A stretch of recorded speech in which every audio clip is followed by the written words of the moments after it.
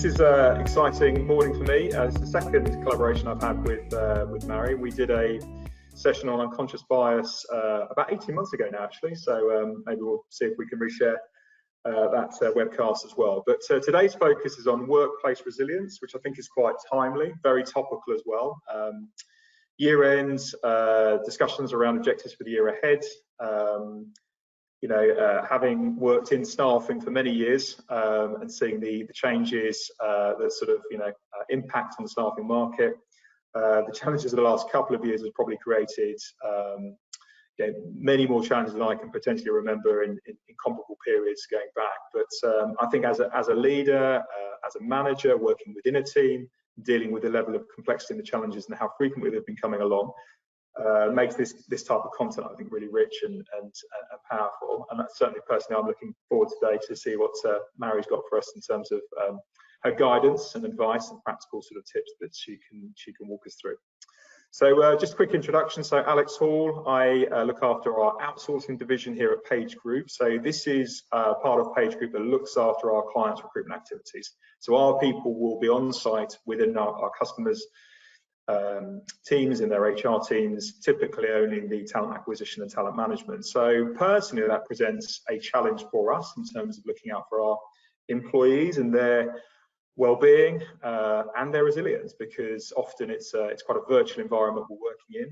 Often our people need to be part of two cultures, that of our clients and that of Page Groups as well. So I think today it'll be really interesting to see what I can learn from Mary's approaches and practical tips, in terms of how we can better support our teams and ultimately prepare them for the challenges that no doubt are coming over the next couple of years off the back of the period we've just seen. So without sort of further ado, just to quickly introduce then Mary McAfee. So Mary is the Managing Director of Scene Change. I'll let her talk about what her company does. Like I said, this is our second collaboration with Mary, and we're looking forward today to see what she's got in store for us. So Mary, over to you. Thank you very much, Alex. Absolutely delighted to be here to share this session, which is designed to help you to recognise and understand your own levels of resilience and take an active approach in supporting resilience and the well-being of your people.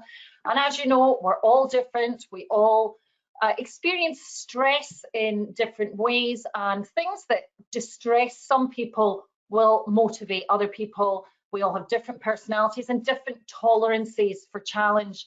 And for many people, resilience can drop during times of pressure and change, and particularly, as Alex has mentioned, around those annual reviews, when potentially you might be having some difficult or challenging conversations about goal setting and performance. You might be giving feedback and you might also be receiving it. And this session is really to help you to just build in some strategies to help build resilience and well-being into your daily processes at work and enable yourself and your people to flourish. So yes, my name is Mary McAfee and I'm the MD of Scene Change. My background is originally in the arts as an actor and as a BBC television presenter. And for 15 years, I've been working with leaders and emerging talent across industries in behavioural flexibility and personal impact skills, all underpinned by performance techniques and neuroscience. I'm also a physical intelligence coach, which is working with the body, the posture, and the hormones and the breath in terms of that managing your emotions, managing your hormones to enable us to work at our optimum performance. Scene Change works with global organisations, the big tech companies, the big four consultancies, international law firms, and we also work across the UK government. And we're also specialists in enabling organisations to train their leaders and emerging talent in understanding and actively promoting inclusion and belonging internally and externally, really to attract and retain that top talent and to drive your organisations through growth and success. So let's just get some context to the purpose of the day. We are basically going to be looking at exploring what resilience actually is. It's one of these words that's bandied around an awful lot, particularly since COVID. You know, we've heard about resilience, now we have to be more resilient. Recognize what that is, recognize the triggers that can affect us and affect our ability to be resilient, effectively manage that threat response, and build some psychological safety for our teams, and also practice some just simple mind and body management strategies you can also share with your teams, and also help you to deliver feedback with a focus on growth. So first of all, let's just open up the chat box and get a quick definition from you all. How do you define resilience? I'm going to let Alex just give us some feedback from that chat box. How would you define resilience? What does it mean? Whilst people are putting their answers in, my first boss referred to this as bounce back ability, which stuck with me. Absolutely, love it. That's exactly, yes. Really like that. Okay, so they're starting to drop in. Strong-minded, agile, adaptable, which I think is really important, isn't it? Yeah, being able to adapt in times of change. Cope under stress. Yeah, so I think a theme around agility and adaptability, handles pressure, ability to recover from difficult times and challenges, which is sort of back to that bounce back ability. I think, again, just thinking of personal, I saw something last year, the ability to work with constructive feedback. Absolutely. And to understand that it is coming from a good place sometimes, back to the topic of today around year-end reviews, etc. Willpower, adjusting to internal, external demands, strong-minded. Great, thank you, Alex. And yeah, that whole point about feedback, obviously, I mean, sometimes we even hear that word and it immediately puts us into that slightly threatened state. You know, I really loved your presentation this morning, Alex. It was fantastic. And can I just give you some feedback? And immediately go, oh, right, here it comes. And often we don't even remember what was said before that word feedback because we're expecting it to be negative, and it doesn't have to be. And yes, so we're going to be talking about stress as well, talking about anxiety and how we can manage that. And that bounce back ability, such a brilliant word. So let's just look at what the good old Oxford Dictionary tells us about resilience: the ability of people to feel better quickly after something unpleasant, a shock, an injury, or a defeat. And it's also the ability of a substance to return to its original shape after it's been bent or stretched, hence the picture of the rubber ball and the bounce back ability. So what does that look like in terms of a person? What is a resilient person? Well, they demonstrate some particular behaviours, such as they learn from challenges and they use them as a compass to help them to define how they will respond in the future. So not seeing challenge and failure as something that is potentially negative, but it's a learning experience. And a resilient person adapts to change quickly. We had that in the chat box. When the old ways don't really work effectively anymore, we've all had to go through that in the last couple of years. They take consistent risks with and also they're consistent with their values, so they understand the importance of living their values and actively role modeling them even under pressure. So these are the things that we can really start to think about as leaders within an organization. And also visualizing goals and celebrating marginal gains, and that's really important, this marginal gains, because resilience isn't really just about being overtly positive.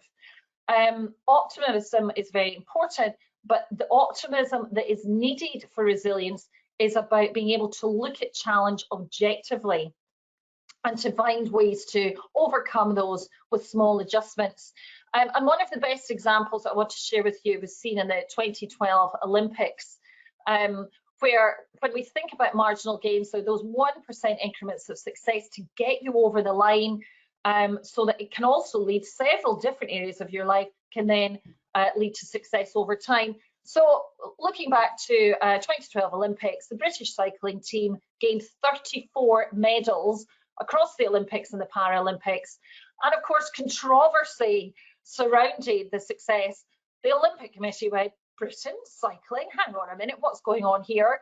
And there was an investigation, and obviously trying to find out how this was happening and if there was any sort of wrongdoing. And what they found was that their success came down, obviously, to being a hugely talented, driven bunch of people, but they came down to that tiny, minute attention to detail, to making those marginal gains. And they discovered that the team had actually employed somebody whose actual job title was head of marginal gains. And the head of marginal gains broke everything down into just finding that one increment that could lead them to more success. They started banning hand washing and not banning hand washing, doing more hand washing, but banning handshaking to stop the team picking up infections. They also asked them to not use public transport, again, to prevent picking up germs. They also plotted different alternative routes to their training locations so that they had more time to relax on the bus, and even changed the position of their beds and the lighting in the room in order to get that optimum sleep. And they did all of this to help the individuals in the team better themselves in the tiniest amounts, which could then lead to the difference between success and failure. So when we take time to notice those small increments of success, our serotonin levels start to increase. That builds our self-esteem, builds our happiness, and that can lead to further motivation. So if we put this into the context of the teams that we work with, and some of these practical behaviours that you as leaders can encourage resilience when we're thinking about your teams, and it's about that focus on the culture of growth. I'm not going to go into every single detail of this slide. There's a number of factors that slot together to build resilience, and here are just some of the behaviours and strategies that we've seen and helped embed across the global organisations that we work with. And that encouraging entrepreneurship, which allows people to grow, to get ahead of the curve.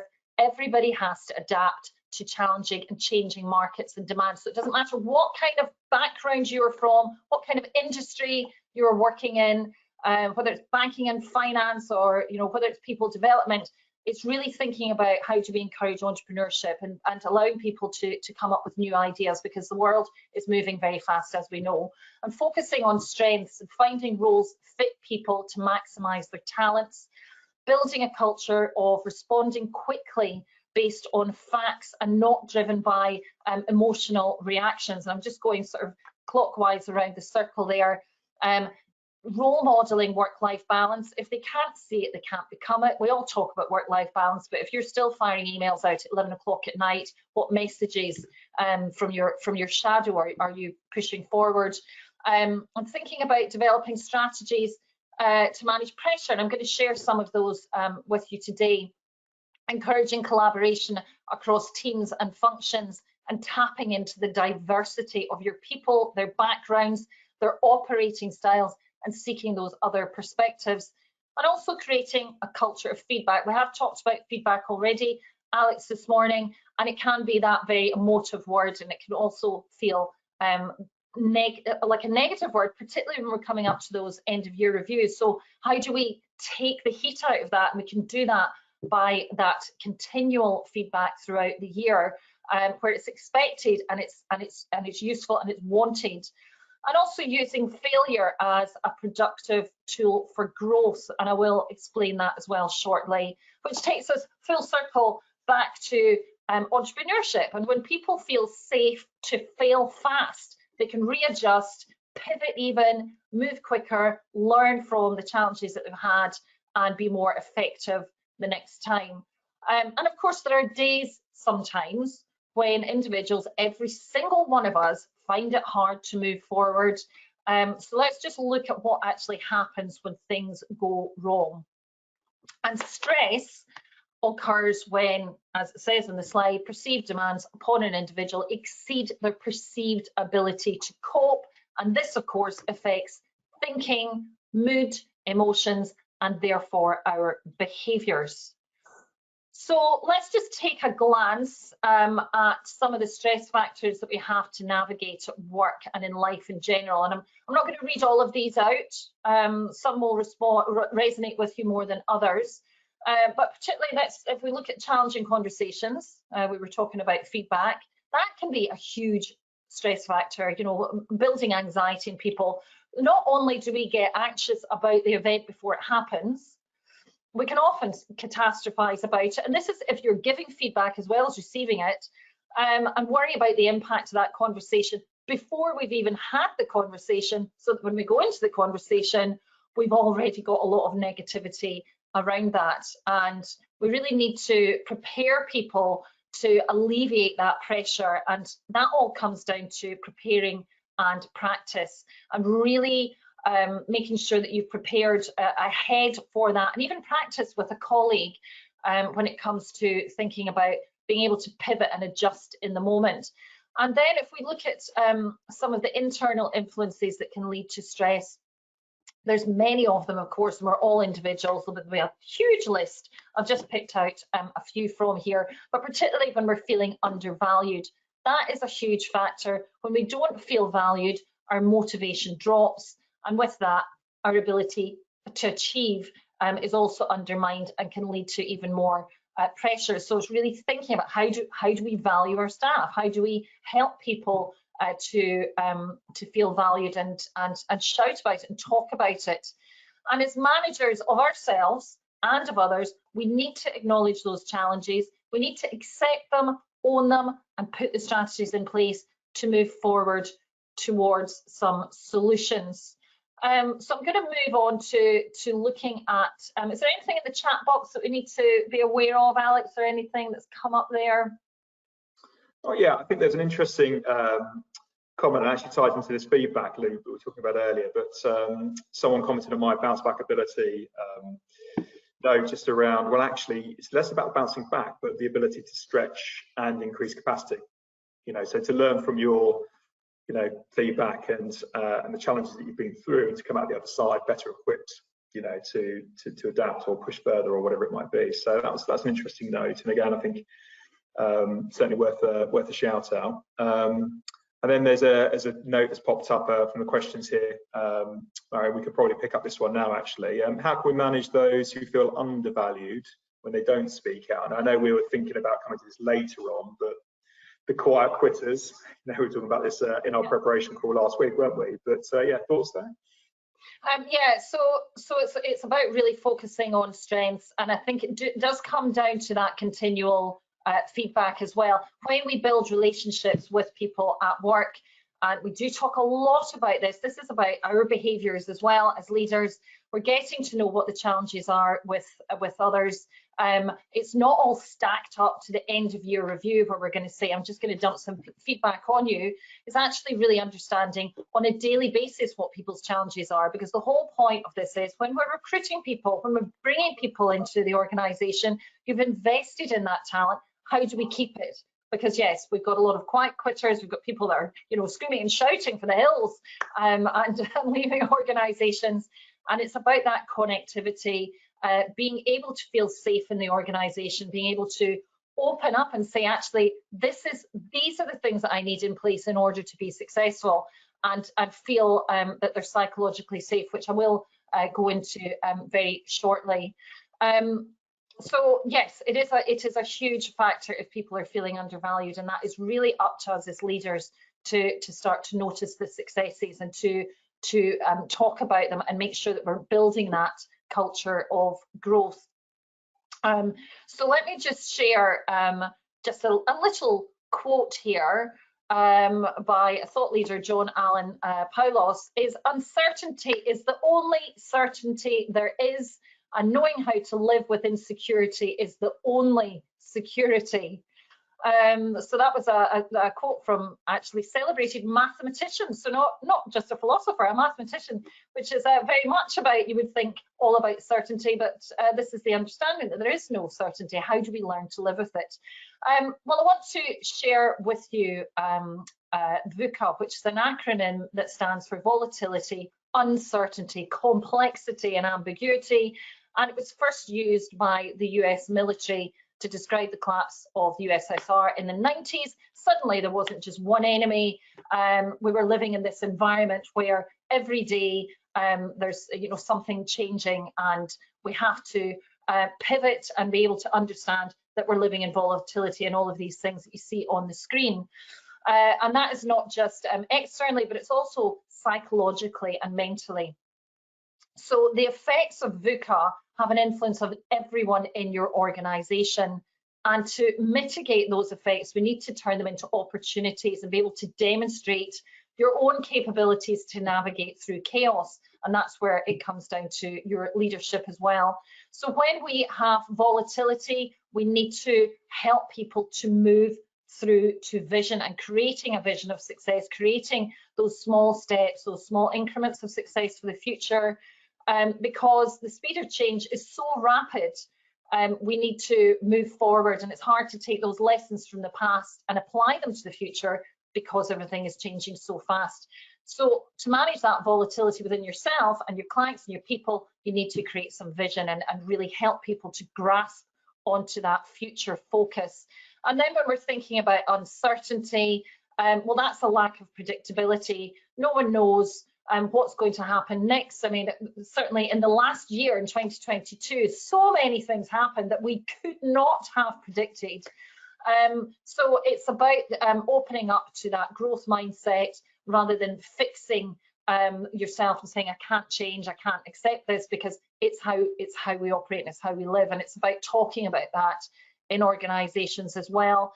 And it's investing in other people's perspectives, getting to know your people, flushing out their pain points, whether that is internally or externally, so that you're more able to manage how to respond to people in those situations and achieve a better outcome together. And that is where we come to changing complexity into collaboration. And that describes multi-layered issues. You know, we're working from home, we're managing remote teams, we're working with people that we may never have met. Maybe you're giving feedback to people that you've never met, that you've only seen within these boxes. So we have to focus on collaboration, working with your people towards a win-win solution, building relationships, building transparency, and that helps to build trust and build even better relationships where we can all be open and honest with each other. And then we have ambiguity, and we heard people in the chat box talk about agility. So when we're talking about ambiguity, what does it mean? It's one of these ambiguous words. Sometimes people don't know what it means, and that is about the haziness of reality, the potential for misinformation. So we have to be agile and demonstrate solutions and come up with lots of different perspectives in order to move forward, and setting clear actionable goals and milestones, the direction, and helping people to take responsibility for the outcomes that they want to achieve as well.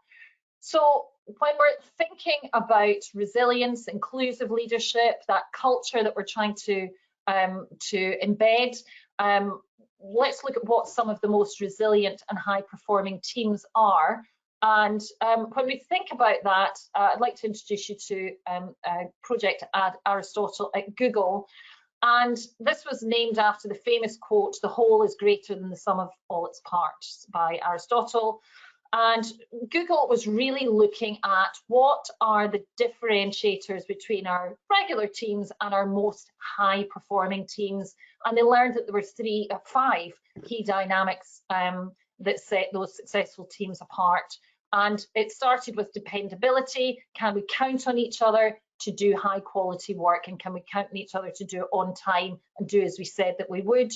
Then there was structure and clarity. Are the goals, the timelines, the roles, do we all understand who we are and what the expectations are? And can we execute our plans together? And then it came to the meaning of work. Are we working on something that is personally important to each of us? I don't know about you, Alex, so I have been in jobs where I'm there perhaps for the money and thought, I don't know what the meaning of this, I don't care about it, and therefore my motivation is lacking. And sometimes it might take a manager or a leader to actually say, well, this is the end result, this is where it's going to get us, and this is why it's important. Because that really helps to motivate us. And then, of course, there's also the impact of work. They find that within these high-performing teams, that the people within the teams fundamentally agreed and believed that the work they were doing mattered. And that, of course, links back to that meaning of work. Why are we here? Why are we doing it? And does it matter? Because that is actually where we're getting that personal focus and the need to actually be able to deliver, because it's coming from a personal side of us. And the final one, and the most important, they found, was psychological safety. And that is, can we take risks individually within a team or as a team without feeling insecure or embarrassed or set for ridicule? Or can we learn from our mistakes? Can we learn from the challenges, and can we pivot those and put them towards a focus on the future of how we can move on from them? And psychological safety is really about allowing people to take marginal risks. We talked about entrepreneurship as well, and that helps. If we're not able to fail, then we can't be entrepreneurial. And we have to really focus when we're talking about this psychological safety on inclusion and diversity in everything that we do, because this is also about not just how you behave with others, but also about the way that you think and the way that you challenge. And inclusion and diversity is at the very heart of collaboration. It's at the heart of innovation. And it starts from that place of seeking to understand how other people operate and how you can make them successful and support that success. And of course, we are all different. And I just want to briefly touch on this, because this is a whole other webinar workshop when we're talking about hidden differences and neurodiversity, which refers to the different ways that the brain can work and interpret information. And it highlights that some people naturally, we all think about things differently, and we have different interests, different motivations, and that's where it all comes down to what motivates your people. And we're naturally better at some things than others. Most people are what we would define as neurotypical, meaning that your brain functions and processes information the way that society generally expects. And it's estimated that in the UK alone, 1 in 7 people are neurodiverse, 15% of the population, so 15% of your team, 1 in 7 in your team, meaning that their brains function, learn and processes information different from the neurotypical. And this includes lots of different ways of learning, and including also attention deficit disorders, autism, dyslexia, dyspraxia. There's loads on the screen there. So there may be a reason that some people in your team need to be seated at a certain desk, or need to maybe they take longer to process information. It's not always a choice that they are making or a deliberate behavior, but actually when we get to know people, is there something that they need more help with? Perhaps you might have people that take sarcasm at face value. Is there a reason that somebody might be working right up to the deadline? Do they need more support to be successful? Because neurodiversity is not equated to intelligence. It is about how we operate to be successful. And I have a lot of experience with this. My son has got ADHD, and we absolutely have to flex our own behaviours in order to help to support him to manage his behaviours to be successful. Because the same kind of rules and regulations that we might use for our other child do not work here. And of course, there's many adults in the UK that have lots of different ways of operating that may not have been diagnosed, nor do you need to be diagnosed, but it's about our awareness that we are different, and we have different levels of ability to apply ourselves to be successful. And to build resilience, we also need to understand people and focus on inclusion for people to feel safe. So what are some of the ways that we can create psychological safety? Well, it's about being curious and looking for those different perspectives and actively seeking a diversity of thought. And that is our responsibility as leaders to really elevate the quieter voices, to seek out different perspectives, to not constantly go to the same people because it's easier for you, because they're the same as you and you're not going to get any pushback.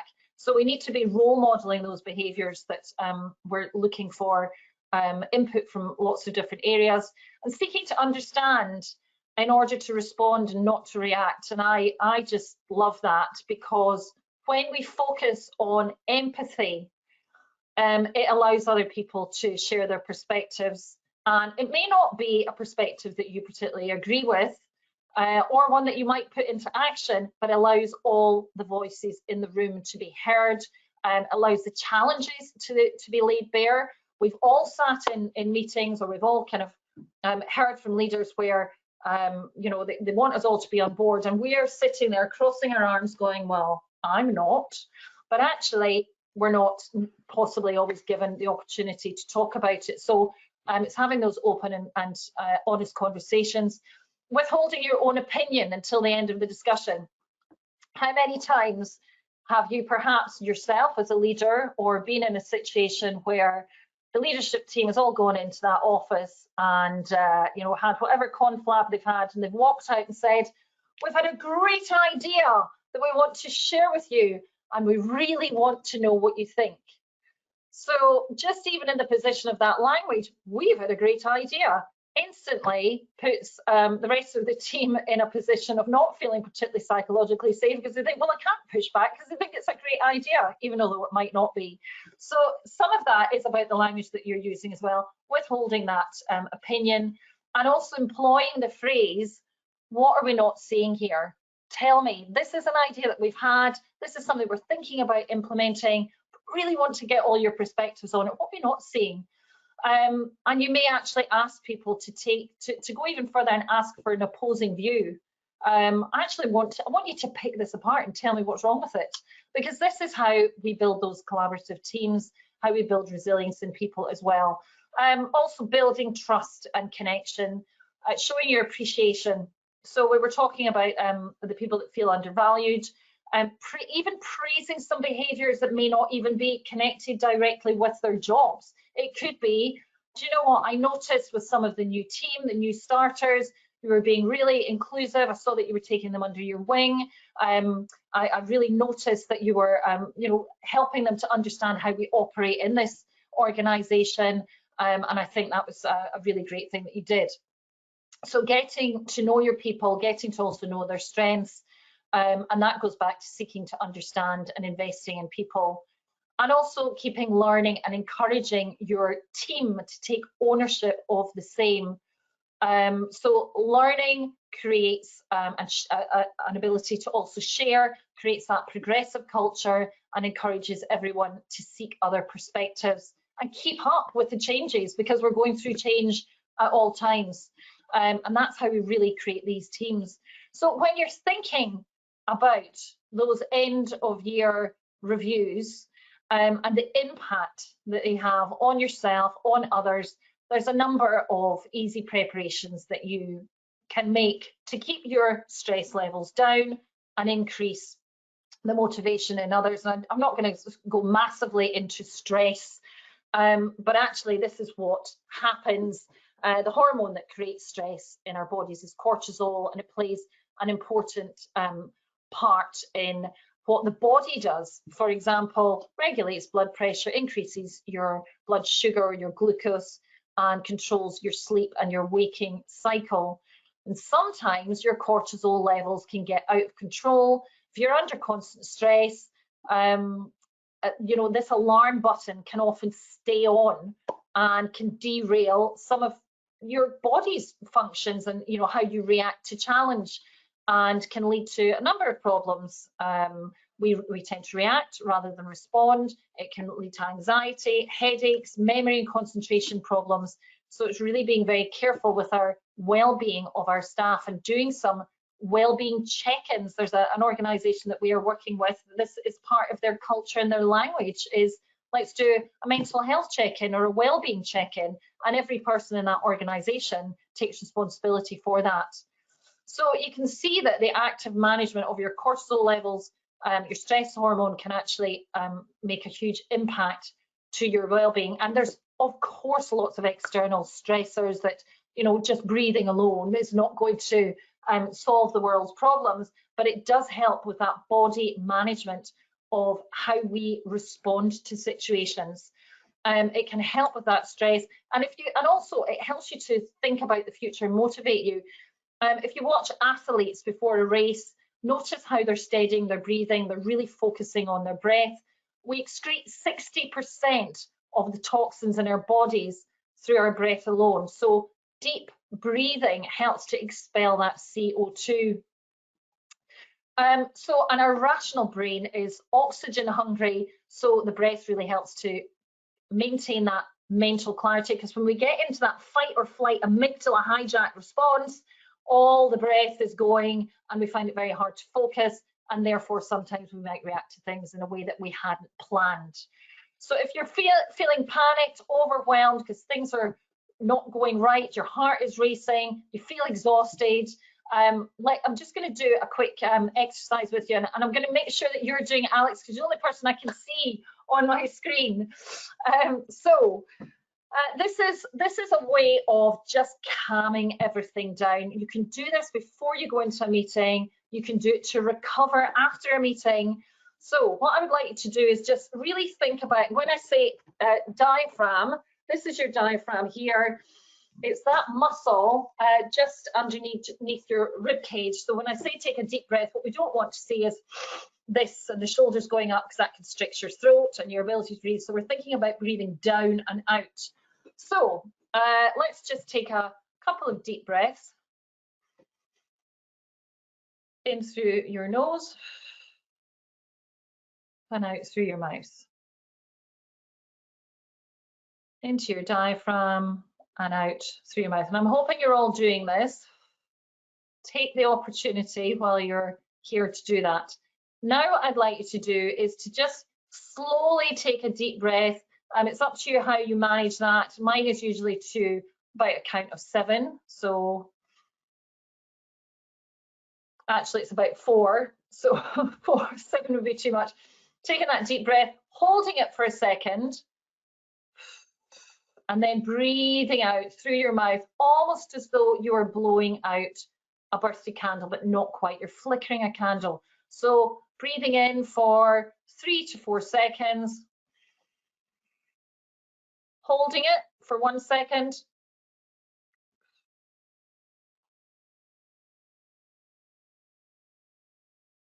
and out for about 7. And then I'd like you to expel the rest of the air. Hold it for a second,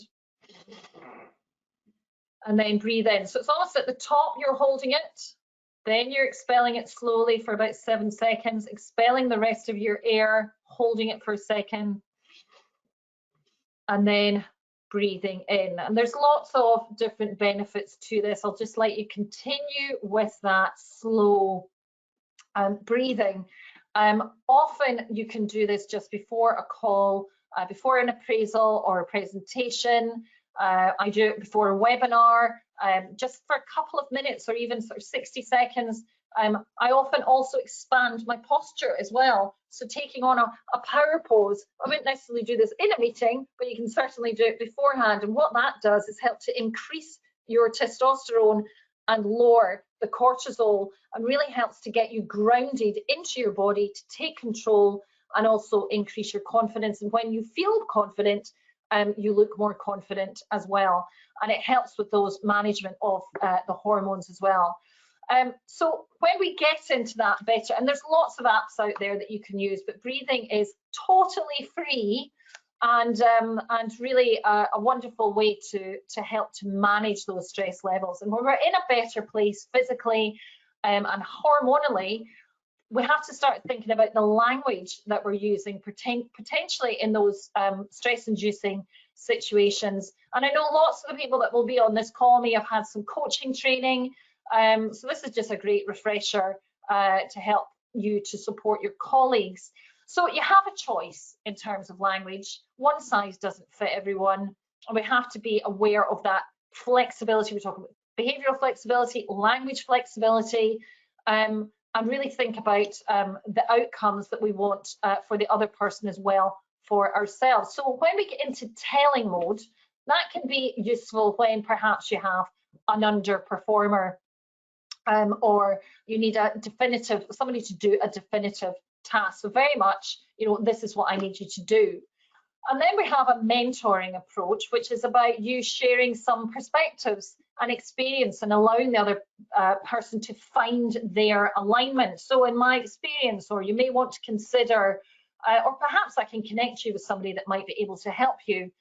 And then we also have the coaching language, which is very much putting the solutions into the hands of the other person through those powerful open questions and moving them towards taking action and taking their own responsibility. And this is where we talk about push versus pull. When we push people, we're very much into a telling mode. Sometimes we need to use that with underperformers, but we also have to think about how can we get over to that pulling mode.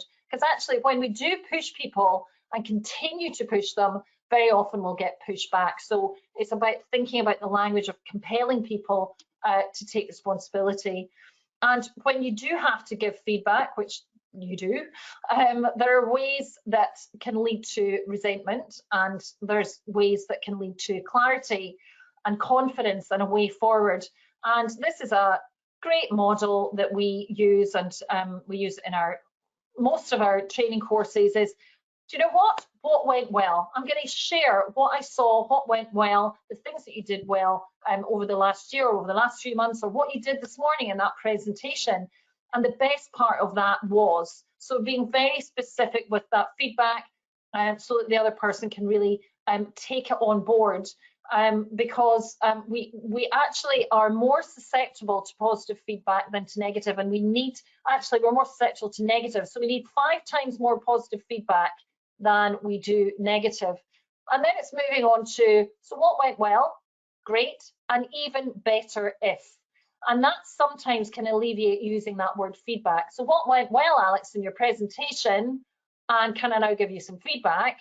Could be one way of doing it. Or what went well, Alex, and even better if, is if we perhaps covered, slides 2 and 3 with another person, or whatever that might be. So it's reframing the language into a positive mode, very future focused, and thinking about what you can do the next time. So in the past, we've done this, and actually not thinking about what necessarily has gone wrong, but actually what the next steps can be. So it's a very useful model. We use it all the time. What went well, even better if. And you can also open up that conversation with the other person to even ask them, say, well, what could you do that could make it even better? Or what could you do to be more effective? So very helpful with that language. And then when we think about giving feedback, there's a model that you can use, which is called the SBIO model. The S stands for the situation. You're describing the situation, you're anchoring the time and the place. So for example, on Friday the 20th at 11 AM in the client meeting, this is what happened. So we then move on to the behavior, and this can be developmental as well. You interrupted the client while they were talking through some of those key challenges, and the impact, describing the impact of the behavior. Well, when you interrupted the client, I just felt that it broke their train of thought. So maybe we didn't get all the details that we needed to come up with some really good solutions for that client. So the outcome needs to be, and what I want you to do the next time is perhaps, let's get the client to talk as much as possible. Definitely ask some open questions, but let's leave our opinions to the end of that. So that's a really simple way to share some feedback that can position that into a more positive growth conversation, which helps people to build their resilience. Future focused, it's taking away from the past and the challenge, and it's going on to the future and the opportunity. And it's really critical that when we're giving feedback, that it's constructive rather than disciplinary. And when it comes to how you're going to deliver that message, it's thinking about being hard on the situation rather than being hard on the person. So I have talked now for about 45 minutes. Just want to summarize, and then I'm happy to open up for some questions with you, Alex, as well. It's about recognizing the triggers that affect us all, and really build on a focus on building healthy relationships so that we can understand the threats that we all face, and then how we can respond to those and how we can collaborate and help people through that. Building those strong relationships is also based on trust and building those psychological safety mechanisms into teams. And often we build trust when we self-disclose. I mean, how much as a leader are you able to talk about your own challenges? And when you see the leader talking about their challenges, then people feel more safe to talk about their own as well. And finding some simple mind and body management strategies, and actually encouraging people to share them. I know many of you will have these systems in your workplace, but actually how can you have those conversations within your teams? Like, what do people do to manage their stress levels? Let's talk about it. And when we deliver feedback with a focus on growth, we're connecting in with motivation, which in turn helps to build resilience and keep you moving forward. So Alex, I'm going to rest my voice for a moment and come to you for any questions. I feel good after my breathing. Thank you, Mary. I've enjoyed that. Just thinking here from a recruitment perspective, a lot of stats flying around at the moment around what candidates are looking for. So, what are the biggest drivers or levers, if you like, behind attrition? Someone deciding to leave an organisation, but also retention. Why might I choose to stay within this organisation? So, looking at the Google top 5 elements to resilient teams. What is the purpose of this organisation? How do I see myself in the purpose of this organisation? Is always up there in the top 3. And in various ways, shapes and forms, how do I feel about the people I'm working with? So that might be looking at the leadership. What will I learn from these people? Can I see my values in the organisational values? So important. And then there'll be a range of other factors that feed into that. Another thing also, just going back to the inclusive culture piece, for example, roles that talk about having flexibility, female applicants are 34% more likely to apply to them. So the language within the advertising itself, so important around attraction and retention. So I think as you're sort of considering your organisation, where your organisation's at from a staffing perspective, but also from a retention perspective, we've got lots of interesting data we could share, and we can support with insights on that basis. But really topical stuff in there. So a few interesting things that have come through on the chat, and I think there's maybe something to explore, Mary. There's a couple of questions that really relate back to the same position, which is how do I spot someone who is neurodiverse? I mean, and I was just thinking about practical perspective. Is that my responsibility as a hiring that as a leader, or as a co-member or co-worker of that person? Is it the organisation's responsibility? Should it be the individual's responsibility to surface that and explain when they're going through their onboarding? And then because obviously all organisations are different, and some organisations have more or less resource to throw at this type of activity or challenge or opportunity within their organisation. So what's your general thoughts around how we can support the audience again today in terms of working through this, because it's complex. There's lots to think about here. Yeah, absolutely. And as an individual, you do not have to self-disclose. That's it's not something that is required. What we want to do is to start thinking about very much how we do all operate differently, and particularly one of a very large organisation that we're working with has set up. So we've all got our networks. We've all got our many staff networks across the board, and they have a neurodiversity network. So there's a start that you can actually, when you think about when somebody is looking at coming into an organisation and they're looking at the values and they're looking at what they do, they'll often look at the employee resource networks and see, am I represented here? There's a women's network, there's an LGBTQ+ network, there's a race and ethnicity network, and actually is there a neurodiversity network? That screams inclusion when you feel as though you're being represented. And also it does come from leadership. I've said it before, it's like if they can't see it, they can't become it. If everybody at the top is all perfect and all operating in the same way and looking the same, then as a talented individual that you're desperate to bring into the organisation, if I don't see myself represented, I potentially don't feel safe about being myself. So it also comes from being quite open about the challenges that even the leadership team have, which of course many of us will say, well, I don't want people to know that, but actually this is the way that we create a culture of inclusion, is through that self-disclosure. So it's looking for sponsors, it's looking for senior people that say, you know, I'm going through this. And actually was talking about this a few weeks ago with an EXCO team, and about 2 or 3 of the people in that call said, oh, well, my son is dyspraxic and we've had a whole lot of challenges with that, and my sister has got ADHD. So they were so delighted to talk about this, and actually went, oh, I forgot that people in my workplace are going to resonate with this as well, and they've started talking about it. So I think it's very important as leaders how we're role modeling what this is, and also some of those networks need to be set up as well so people feel safe. I think it's definitely fair to say that inclusion, starting from somewhere, will lead to psychological safety. You can't have the safety without the inclusion, can you? Fair comment.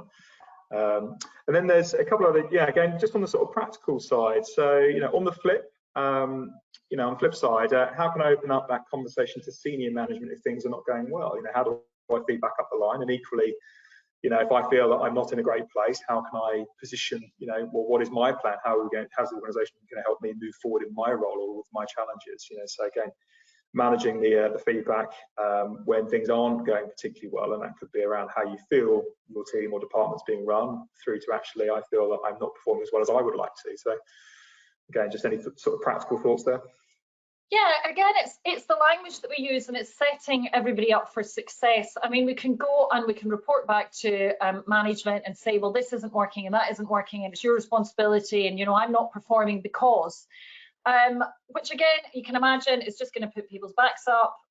We're thinking about solutions here. So it's also about the language that you're using if you are wanting to give some feedback to senior leaders, is making sure that they have enough time for it.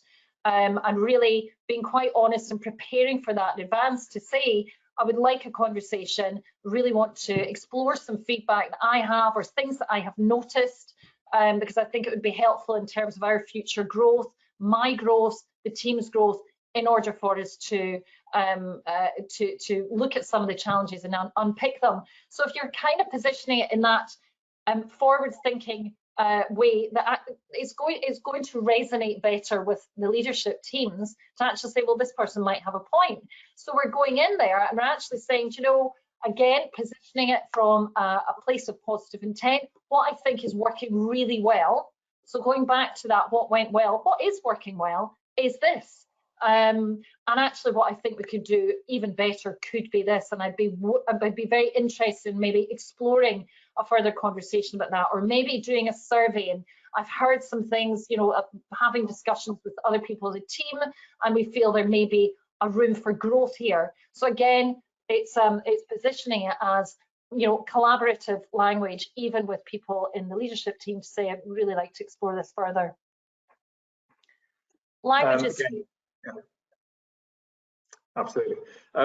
Just again, looking at the sort of the practical angle. So, you know, if you have a broad team, some people are quite extroverted, quite comfortable speaking in front of other people, getting their ideas out best, fastest, quickest. And then you have a range of other people in the team that maybe are more introverted, more reserved, you know, potentially, again, back into the topic of neurodiversity, you know, like to communicate and input in different ways. How best to manage that dynamic, you know, in terms of preparation in advance and, you know, staging it so you can make it an inclusive meeting where everyone will have the opportunity to contribute and commit. Any, again, practical ideas? Yeah, absolutely. So, you know, we hear a lot about this, extroverts, introverts, and, often the loudest voices in the room are the ones that get elevated. And actually, your responsibility as leaders, and I know that there's people on this call that are leaders that would probably define themselves as introverts, and there'll be some that will go, I'm an extrovert. We can all be leaders in different ways. So it is a responsibility to amplify the quieter voices, but checking in about how they want amplified. Because if there's somebody that's, you know, consistently possibly doesn't speak up at meetings, but they might email you later to say, actually, on reflection, these are some really great things that we could do, is asking them. Because if we do go around that very extroverted approach of going, I'm just going to go around the room and everybody's going to have their piece, that can fill people's anxiety as well. So it's checking in, saying, you know, if people want to speak up in this meeting, delighted to hear that, but I really want to hear from some of the quieter voices or the people that you know, don't necessarily always speak. Perhaps we can even put a culture in where we can email some thoughts and ideas, and we'll also read those out as well. Maybe there'll be something about, you know, being anonymous.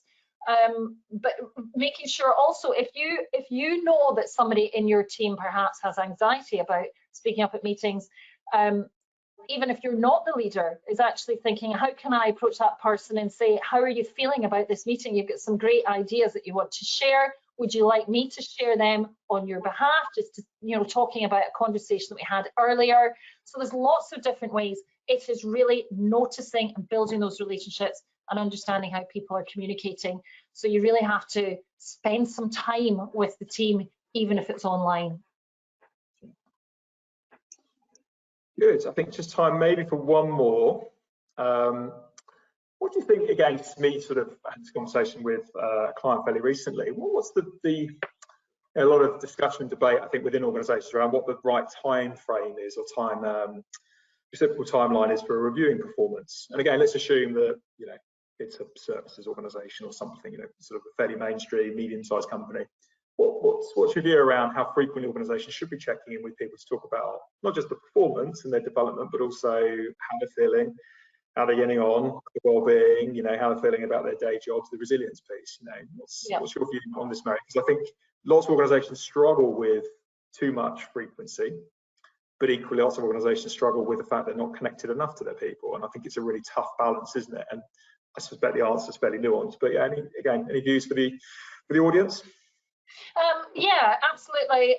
You know, I know that people say, well, I haven't got time to give people feedback. I haven't got time for all these one-to-ones. You know, I'm trying to run a business here. We're trying to make money. We're trying to serve our clients. But the more that we connect in with each other, the more that we will begin to understand, you know, the challenges that people are facing, and also some of the great ideas that we have, you know, that entrepreneurial spirit. So just to, for example, some organisations will only have a mandatory year-end review. Others will then say, well, it's up to you if you want to do a 6-month review. So, you know, halfway through the year, they'll maybe start doing them in June. Some are making those mandatory as well.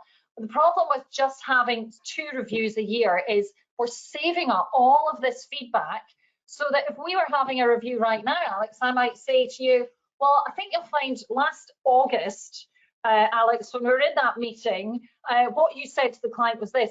And there's an absolute, we're raking through all of this to bring up stuff that you could easily have potentially pivoted had you had some continuous feedback. And, you know, we might be further along the line. So lots of organizations are also, you know, you have weekly meetings, and it may just be a 15-minute check-in, or what we used to call standing meetings, even though we might all be sitting at our computers. So that we're not necessarily just talking about work, but we're actually talking about how we're feeling, what's going on in our lives. The more we understand about that, the more that we are open to having those feedback conversations. And also, one of the most important things as a leader, asking for feedback yourself, building you know, an advisory board around you, and actually saying, I need feedback. How am I operating? What am I doing successfully? What could I be doing to be even better? And that is about role modeling those behaviours that you want other people to take on board. Yeah, good point. Great. Well, that brings us to the end of our full hour. Thank you, Mary. Fantastic as always.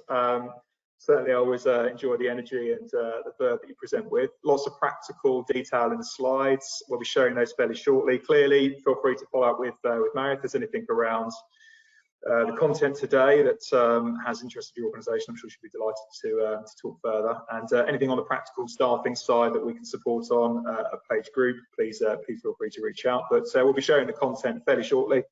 For those that couldn't make it today, we'll obviously be sharing the content to the wider group that's signed up. But thank you very much. Have a great rest of the day. Thank you. Thank you, everyone. If you found this video helpful for your recruitment journey, why not subscribe to our channel?